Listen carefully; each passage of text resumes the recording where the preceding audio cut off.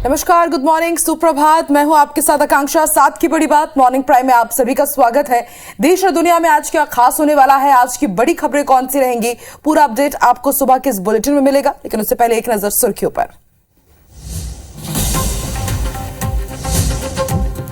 नेता प्रतिपक्ष नारायण चंदेल के बेटे पर लटकी गिरफ्तारी की तलवार। पलाश चंदेल की तलाश में घर पहुंची जांजगीर पुलिस। करीब 1.5 घंटे तक हुई पूछताछ। रायपुर में बागेश्वर सरकार के दरबार में सुल्तानी बनी शुभा। सनातन को बताया सबसे अच्छा धर्म। उधर खंडवा में दरगाह के बाहर युवती से हुई छेड़छाड़। आरक्षण विधेयक पर पहली बार खुलकर बोली राज्यपाल अनुसुईया उइके। कहा, हस्ताक्षर के लिए अभी मार्च तक करना होगा इंतजार। लखमा का पलटवार, आगामी चुनाव में शून्य होगी भाजपा की सीट।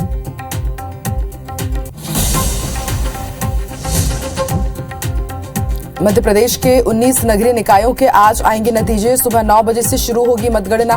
विधानसभा चुनाव से पहले सेमीफाइनल पर सबकी नजर। IBC 24 पर देखिए सबसे तेज नतीजे। छत्तीसगढ़ में अपनी जमीन और मजबूत करने में जुटी कांग्रेस। आज से कांग्रेस का बूथ प्रशिक्षण शिविर होगा शुरू। PCC चीफ मोहन मरकाम के जिले कोंडागांव से होगी शुरुआत। मध्य प्रदेश कांग्रेस की जंबो कार्यकारिणी घोषित। 50 उपाध्यक्ष और 105 प्रदेश सचिव बनाए गए। वरिष्ठ नेता माणक अग्रवाल की PCC में वापसी।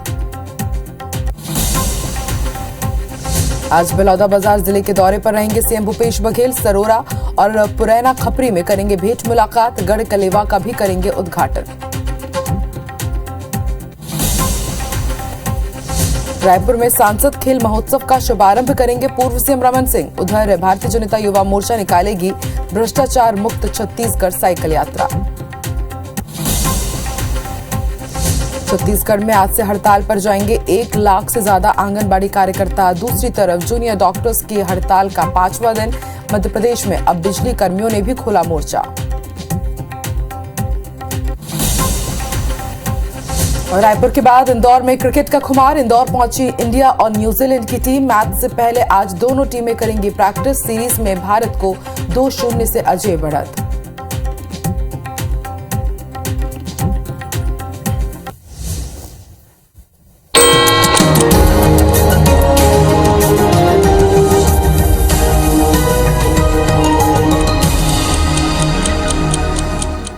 मॉर्निंग प्राइम में एक बार फिर से आप सभी का स्वागत है। और आइए अब देख लेते हैं सुबह 7 बजे की 7 बड़ी खबर। आज राष्ट्रपति 11 बच्चों को राष्ट्रीय बाल पुरस्कारों से सम्मानित करेंगे। आज का ये बड़ा दिन है। दूसरी बड़ी खबर, आज प्रधानमंत्री नरेंद्र मोदी 21 द्वीपों के नाम परमवीर चक्र विजेता सैनिकों के नाम पर करेंगे। तीसरी बड़ी खबर, पेट्रोलियम मंत्री ने तेल कंपनियों से दाम घटाने की अपील की है। चौथी बड़ी खबर, सोमालिया में आतंकी हमला हुआ है, 5 की मौत हो गई है, 6 आतंकी भी मार गिराए हैं। पांचवी बड़ी खबर, अमेरिका से, अमेरिका के कैलिफोर्निया में फायरिंग में 10 लोगों की मौत हो गई है। हमलावर की तलाश अभी भी जारी है। छठी बड़ी खबर, पोलैंड से ग्रीस जा रही फ्लाइट में बम की खबर, उसकी इमरजेंसी लैंडिंग कराई गई। सातवीं बड़ी खबर, हिमाचल में आज और कल भारी बर्फबारी का येलो अलर्ट जारी किया गया है। और आइए तमाम खबरों को विस्तार से देखते हैं। सबसे पहले बात करेंगे नारायण चंदेल के बेटे पलाश चंदेल के बारे में। तो विधानसभा के नेता प्रतिपक्ष नारायण चंदेल के बेटे पलाश चंदेल की तलाश में जांजगीर पुलिस की टीम ने दबिश दी। SDOP चंद्रशेखर के नेतृत्व में पुलिस नेता प्रतिपक्ष नारायण चंदेल के घर पहुंची, लेकिन पलाश चंदेल नहीं मिला। पुलिस की टीम करीब 1.5 घंटे तक नारायण चंदेल के घर रुकी रही। बता दें कि 19 जनवरी को रायपुर के महिला थाने में पीड़िता ने शून्य में FIR दर्ज कराई थी। उसने पुलिस को बताया था कि साल 2018 में सोशल मीडिया के जरिए उनकी दोस्ती पलाश से हुई। फिर दोनों के बीच बातचीत का सिलसिला शुरू हुआ। आरोपी पलाश ने पीड़िता को शादी का झांसा देकर संबंध बनाया। पीड़िता गर्भवती भी हुई, लेकिन आरोपी पलाश ने उसका गर्भपात करा दिया। आखिरकार पीड़िता ने केस दर्ज कराई। 20 जनवरी को रायपुर से केस डायरी जांजगीर पहुंची और सिटी कोतवाली में FIR दर्ज हुई है। SDOP और महिला TI ने पीड़िता से पूछताछ की। साथ ही FSL और साइबर एक्सपर्ट को टीम को शामिल किया गया है।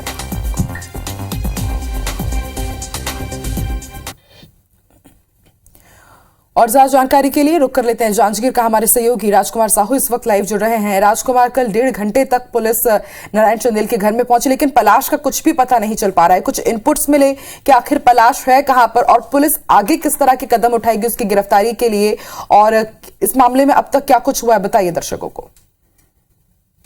देखिए आकांक्षा, ये जिस तरह से बहुत बड़ा मामला है, लगातार ये 4 दिनों से अलग अलग एक्टिविटी दिख रही है। जिस दिन से 19 जनवरी से ये मामला सामने आया है और रायपुर महिला थाने में FIR के बाद जांजगीर थाने में यहाँ पर जो FIR उसकी नंबरिंग की गई और उसके बाद से SP विजय अग्रवाल ने यहाँ पर SDOP चंद्रशेखर वर्मा के नेतृत्व में टीम गठित की है और इसमें साइबर एक्सपर्ट की टीम और जो FSL की टीम है उनको भी शामिल किया गया और जो पीड़िता है उससे भी घटना स्थल पर ले जाकर के साक्ष्य जुटाए गए हैं। इसमें जो सबसे बड़ा जो पहलू रहा कि पुलिस में कल 1.5 घंटे पलाश चंदेल की खोज में घर पहुंची पुलिस की टीम और वहां पर पलाश चंदेल नहीं मिला है और इसमें पुलिस अलग अलग पहलू पर जांच कर रही है। पुलिस का ये भी कहना है कि इसमें जो टीम है उनके द्वारा लगातार बयान दिया गया है और पीड़िता ने जिस तरह की जानकारी दी है उन पहलुओं पर भी अलग अलग पहलुओं पर भी साक्ष्य जुटाने की कोशिश की जा रही है। फिलहाल पलाश चंदेल के बारे में कुछ भी खबर पुलिस को नहीं है। शुरुआती तौर पे जो पुलिस है वो अचानक घर पहुंची थी और तकरीबन 1.5 घंटे तक घर पर मौजूद थी, लेकिन पलाश चंदेल के बारे में फिलहाल आकांक्षा कुछ भी पता नहीं चला है और इसमें आगे जिस तरह से पुलिस एक्टिव हुई है उसके बाद ये कहा जा सकता है कि पलाश को पकड़ने को लेकर के पुलिस और भी टीम गठित कर सकती है। ठीक है राजकुमार, आप भी नजर बना के रखिएगा, देखते हैं कब तक पलाश के बारे में जानकारी मिल पाती है। बहुत बहुत शुक्रिया अपनी जानकारी के लिए। चलिए आगे बढ़ते हैं। जैसे कि आपको जानकारी दे रही थी हमारे सहयोगी राजकुमार कि अब जल्द ही पुलिस शायद पलाश के बारे में और जानकारी जुटा करके उस तक पहुंच सकती है। चलिए आगे बढ़ते हैं। राजधानी रायपुर की गुड़ियारी में पंडित धीरेन्द्र कृष्ण शास्त्री ने मुस्लिम महिला सुल्ताना बेगम का नामकरण किया। बिलासपुर से आई सुल्ताना का नाम अब शुभी हो गया है।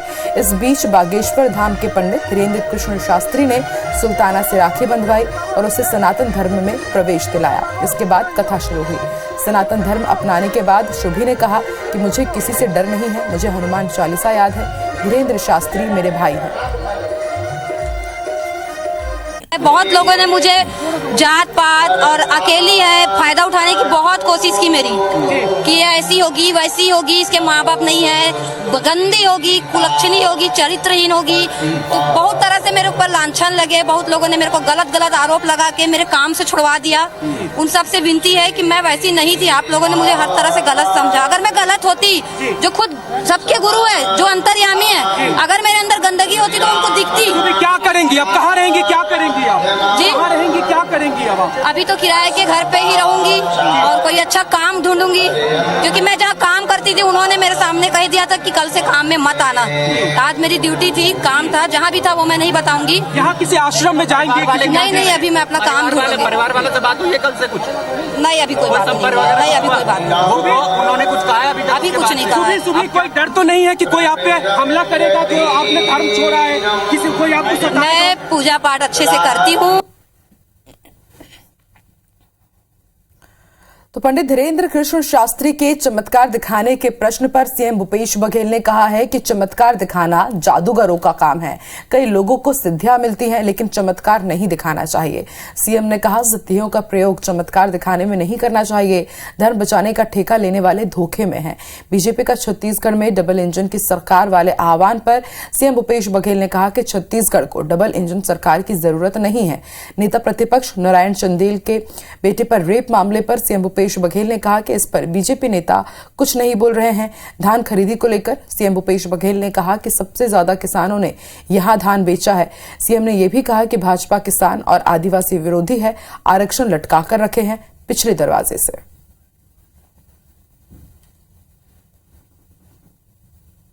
सिद्धियां हैं, इससे आप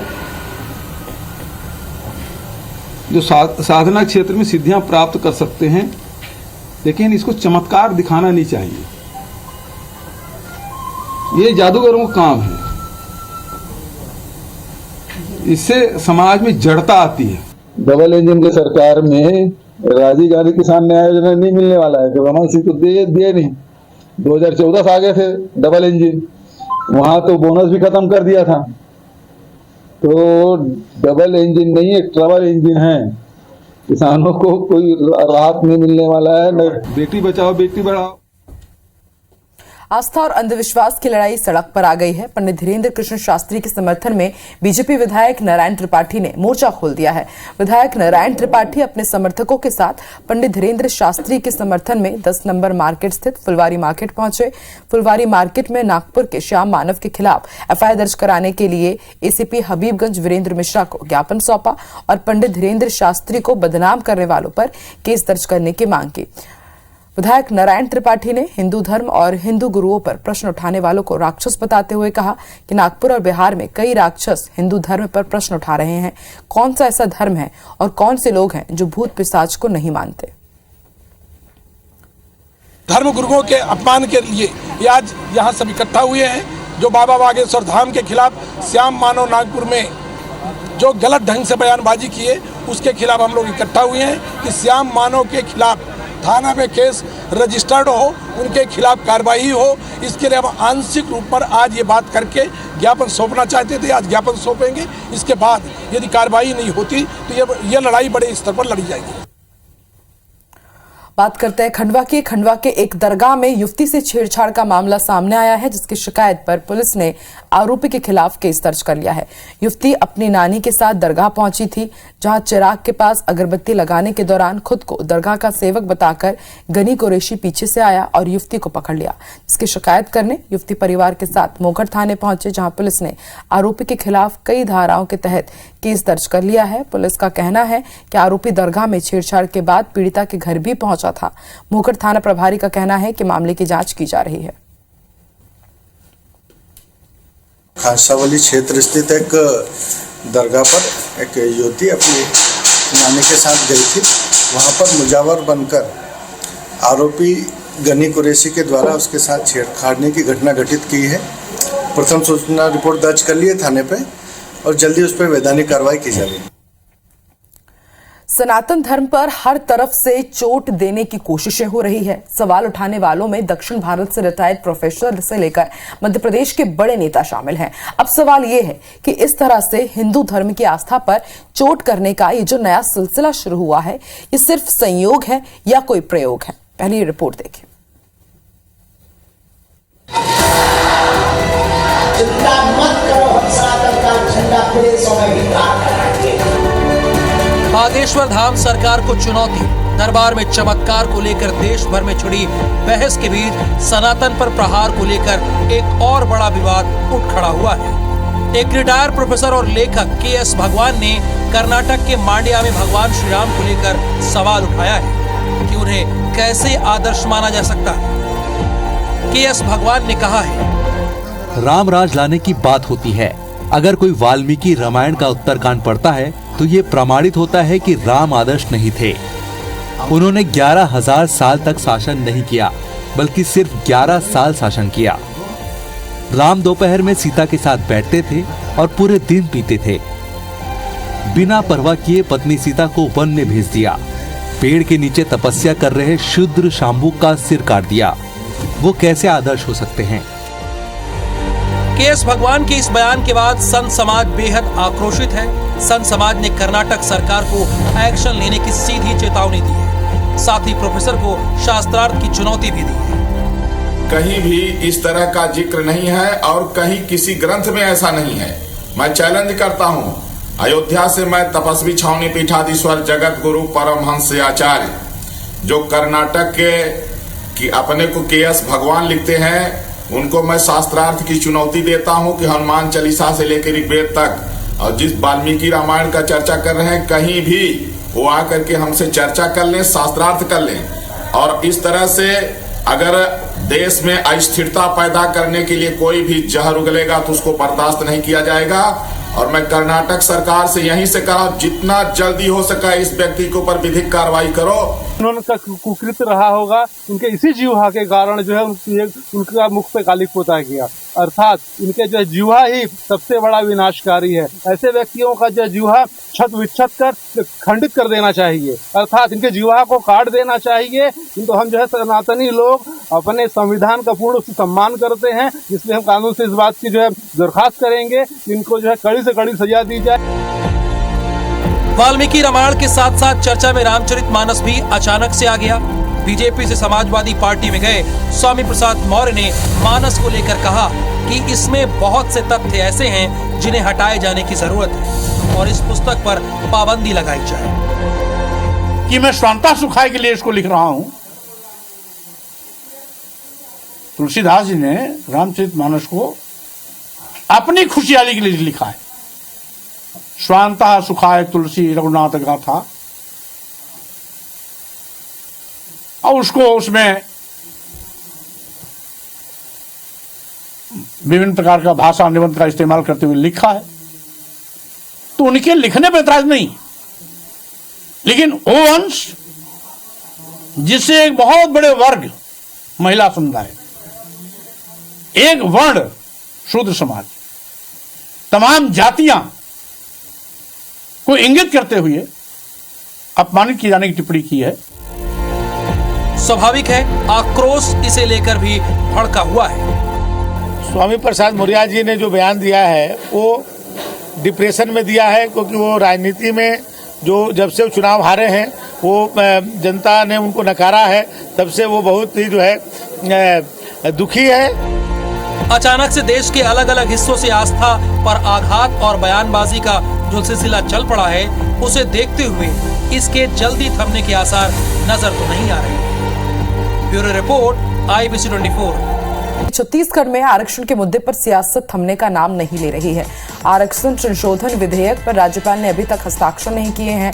कांग्रेस लगातार राज्यपाल पर आरक्षण विधेयक पर साइन करने का दबाव बना रही है। इस बीच राज्यपाल अनुसुईया उइके ने कहा है कि अभी मार्च तक इंतजार करिए। राज्यपाल के बयान से स्पष्ट हो गया है कि आने वाले 2 महीने तक आरक्षण संशोधन विधेयक पर हस्ताक्षर नहीं होने वाले हैं। अभी सुप्रीम कोर्ट में भी पूरा मामला चला गया है। विधेयक पर हस्ताक्षर नहीं होने से कई भर्ती और परीक्षाएं प्रभावित हैं। वहीं आदिवासी समेत सभी वर्ग भी आंदोलित हैं। इस मामले में मंत्री कवासी लखमा का बयान भी सामने आया। जांजगीर में उन्होंने कहा कि आरक्षण चुनावी मुद्दा नहीं होगा। आगामी विधानसभा चुनाव में बीजेपी की 0 सीट आएंगी। सभी वर्ग को पता है कि आरक्षण आरएसएस और भाजपा वालों ने अटका रखा है। अब इंतजार करिए मार्च का। आरक्षण चुनावी मुद्दा नहीं होगा, उसके अलावा और मुद्दा होगा। चुनाव में हम यही कह रहे हैं, हम राजनीतिक दल है, पंडित नहीं हूं, लेकिन अगर अभी 14 सीट है ना, भारतीय जनता पार्टी 15 साल में 14 सीट में निपटा है। आने वाला 0 होगा, 0। हर वर्ग जान रहा है, आदिवासी भी जान रहा है, पिछड़ा वर्ग भी जान रहा है। मध्य प्रदेश के 19 नगरीय निकायों में अध्यक्ष भाजपा या कांग्रेस के समर्थित में से किसका अध्यक्ष बनेगा, इसका फैसला आज आ जाएगा। जिसके समर्थित पार्षद ज्यादा जीतेंगे उसकी संभावना रहेगी। सुबह 9 बजे से काउंटिंग शुरू हो जाएगी। राज्य निर्वाचन आयोग ने इसकी पूरी तैयारी कर ली है। मध्य प्रदेश में विधानसभा चुनाव से पहले ये आखिरी नगरीय निकाय चुनाव थे। दोनों पार्टियों के दिग्गज नेताओं ने इसके लिए जमकर प्रचार किया। आपको बता दें, गुना जिले की नगर पालिका परिषद राघवगढ़, विजयपुर, बड़वानी जिले की बड़वानी, सेंधवा और धार जिले की धार, मनावर और पीतमपुर में मतगणना होगी। इसी तरह अनूपपुर जिले की नगर परिषद जैथरी, खंडवा जिले की ओमकारेश्वर, बड़वानी जिले की खेतिया, पानसेमल, पलसूद, राजपुर, अंजड़ और धार जिले की नगर परिषद धर्मपुरी में काउंटिंग हुई।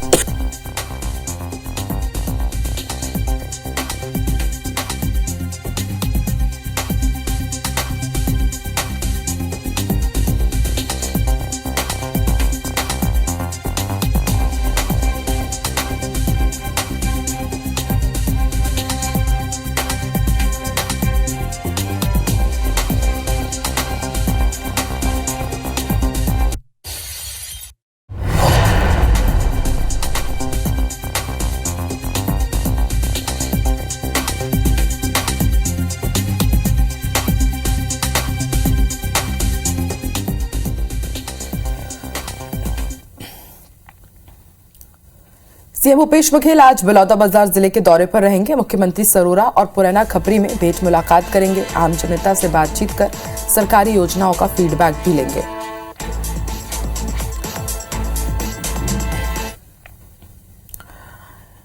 रायपुर में आज से सांसद खेल महोत्सव का आगाज होने जा रहा है। पूर्व सीएम रमन सिंह सुबह 10 बजे इसका शुभारंभ करेंगे। इसी के साथ भारतीय जनता युवा मोर्चा आज भ्रष्टाचार मुक्त साइकिल रैली भी निकालने जा रही है। भ्रष्टाचार मुक्त छत्तीसगढ़ साइकिल रैली आज भाजपा जनता युवा मोर्चा की तरफ से निकाली जाएगी। छत्तीसगढ़ में आज से आंगनबाड़ी कार्यकर्ता और सहायिकाओं की 5 दिवसीय हड़ताल शुरू होने जा रही है। इनकी प्रमुख मांग शासकीय कर्मचारी घोषित करना है। आज से 27 जनवरी तक कार्यकर्ता रायपुर में धरना देंगे। मांग पूरी नहीं हुई तो 30 जनवरी से इन लोगों का अनिश्चितकालीन हड़ताल शुरू हो जाएगा।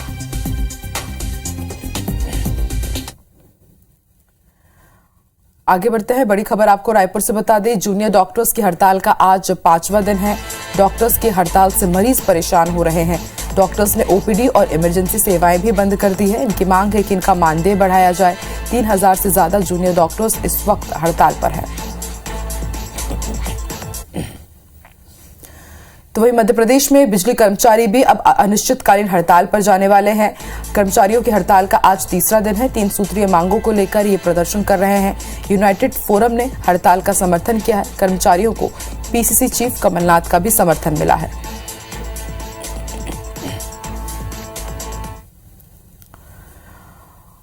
आगे बढ़ते हैं, बड़ी खबर आपको भिलाई से बता दें, जो कि जुड़ी हुई है चलती बाइक में रोमांस से। पुलिस ने आरोपी को गिरफ्तार कर लिया है। आरोपी में 2 युवती और 1 युवक शामिल है।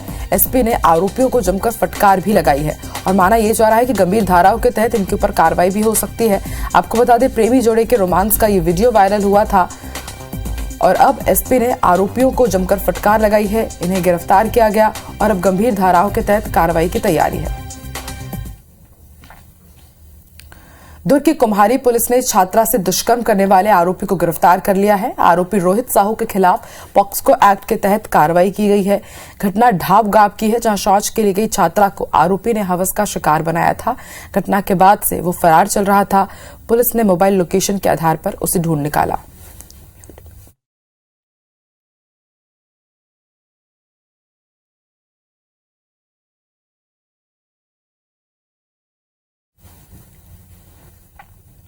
इंडिया न्यूजीलैंड मैच के लिए रायपुर के बाद इंदौर का होलकर स्टेडियम तैयार है। दोनों टीमों के इंदौर पहुंचने पर जोरदार स्वागत किया गया। आज दोनों टीमें प्रैक्टिस करेंगी। मैच को लेकर लोगों में भारी उत्साह है। बता दें कि साल 2017 के बाद होलकर स्टेडियम में वनडे क्रिकेट मैच हो रहा है। हालांकि अक्टूबर 2022 में इंडिया साउथ अफ्रीका के बीच T20 मैच भी यहां पर हुआ था। इंडिया ये मैच जीत लेती है तो ओडीआई रैंकिंग में भी नंबर 1 बन जाएगी।